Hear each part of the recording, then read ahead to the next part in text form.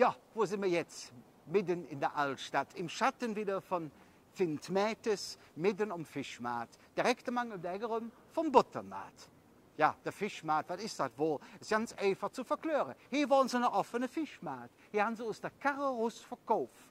Das Ding steht schon seit dem 11. Jahrhundert. Malerisches Plätzchen. Normalerweise haben wir jetzt hier die Außengastronomie stehen, mit all der Tisch und mit all der Stölchen. Man kann schön sitzen und sich ein Kölsch in der Nache döien.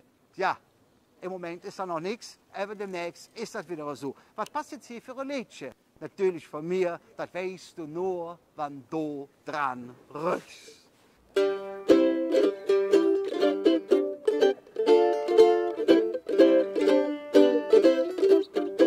Jeder Mensch weiß, ob der Erde leben tut, kein Ewigkeit. In ein paar Jahren hast du verloren. Du gehst im Wald spazieren und süßt doch viel Tiere. Doch was Dinge schon beim Laufen Funk war von dem Hunk.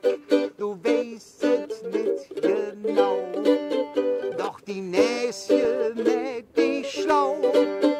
Und ob das alles so ist, das weißt du nur, wann du dran rührst.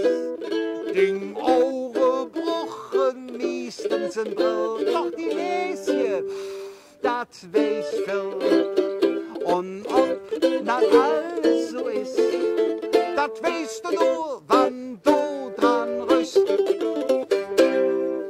Der.